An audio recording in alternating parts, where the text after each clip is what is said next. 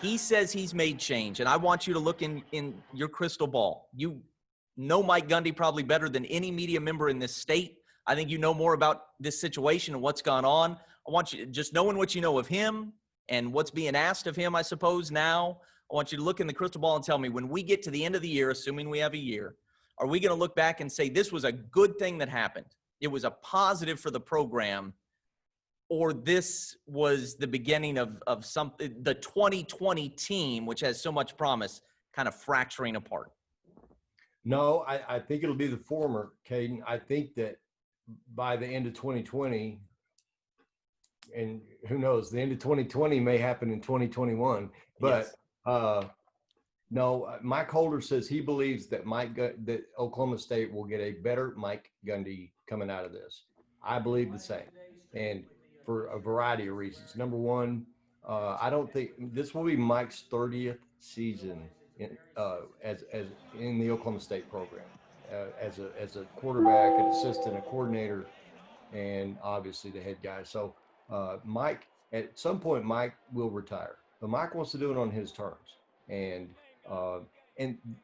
the truth is, you mentioned meetings, both individually and team meetings. Everything I hear is that those meetings were beyond productive and beyond positive. They were super. That this whole thing was pretty sobering for Mike, and very revealing in some regards. And that Mike acknowledges not because he was cornered into acknowledging. I think Mike really realized that there had been slippage with regard to relationship building and sustaining in Stillwater. But ultimately, I get the question a lot. Do I think Mike can do whatever has been prescribed to him to do to make these changes personally? Yeah, I do. I think all he's got to do is be the same guy, Caden, he was his first 7 seasons before he became a rock star, before he achieved national notoriety with the hair, longer hair, and more of a maverick, at least a public persona that's like a maverick, guy. And so there was a lot of, and Mike himself said at one point, he was asked about his hair, and he said it would be kind of hard to cut it now because it's kind of helping promote the program a little bit. I mean, this guy did Sports Center hits on the basis of his haircut with Barry Melrose. You saw that. So, no, I don't think Mike has to reinvent himself. I just think he has to revert maybe to the Mike Gundy of 2005 through 2011 instead of the Mike Gundy who coached the last 8 years. Because, I mean, if a guy had a reputation over a bunch of years and there were some unfortunate aspects to that reputation, and then you turned around overnight and he's a completely different guy, that's superficial. Mm-hmm. And I think everybody would see right through it. I don't think Mike has to do that. I think Mike just has to kind of be what he was when he was scrambling his guts out and coaching his guts out those first 7 years.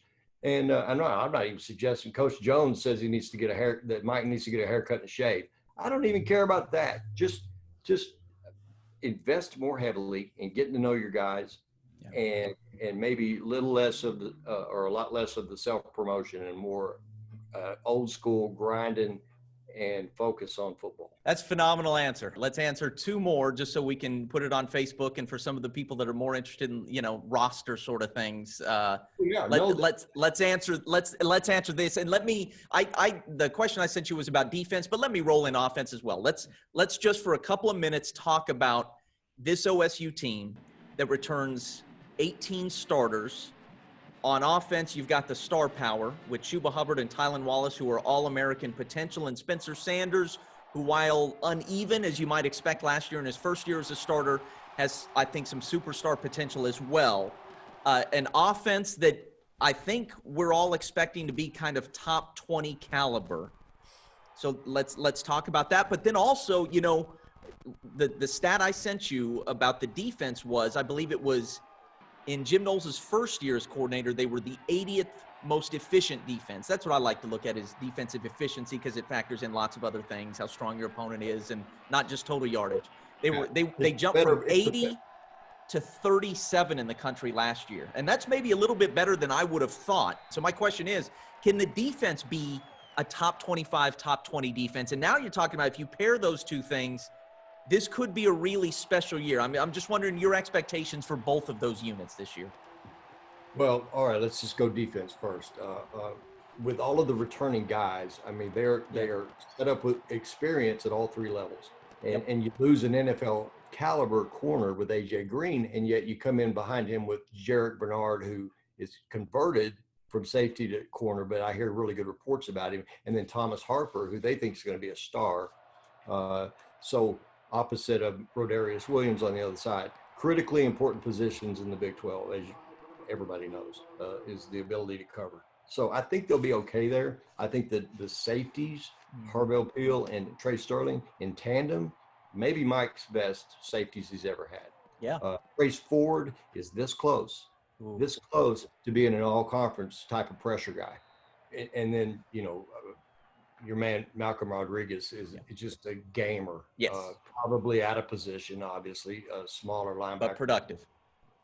Yeah, and it's going to be critically important for him to stay healthy. But on paper, as we speak, there is the potential for this to be, from a total defense standpoint, if they're in the top 50 in that regard, and if their efficiency rating is comparable or a little better than it was a year ago, with what they have offensively, Caden, this defense will be doing its job.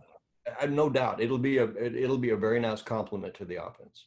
All right, and offensively, no doubt with Casey Dunn stepping in as the guy. I mean, you think that Spencer's going to take a step forward like he should, and they'll be able to use the star power of Hubbard and Wallace and just be great like what we've seen.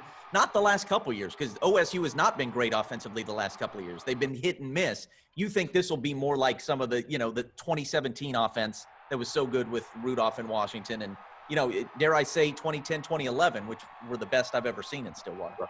Well, keep in mind, the only tie that binds these quarterbacks is Mike Gundy, because each of these quarterbacks had a different coordinator.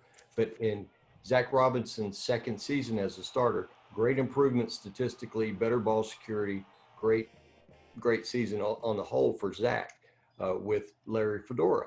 And then Brandon Whedon, as great as he was in 2010, he was better in 11 in his second season as a starter. Mason Rudolph undeniably was a lot better in his second season as a starter with Mike Yursich as his play caller. So now you've got Spencer Sanders and Casey Dunn. Spencer's second season, Casey's first as a play caller. I think what you'll see, Spencer, I think you'll see more designed quarterback run game with a real emphasis on being smart at the end of the play, because you saw what he did at Oregon State, and he really changed that game with some run plays, right? And whether it's out of a broken play or by design or whatever, I think they will try to capitalize on that a little more. Every report I hear about Tylan Wallace's knee is super positive, and that he is, if they had had a spring practice, now he would have been limited with regard to his participation, but he didn't have to be limited. And he said it himself in January, I'm 100% now. Well, they all kind of say that. Recovering athletes always want to believe they're 100%, but I hear great things about Tylan Wallace, who I think is the best player on the team.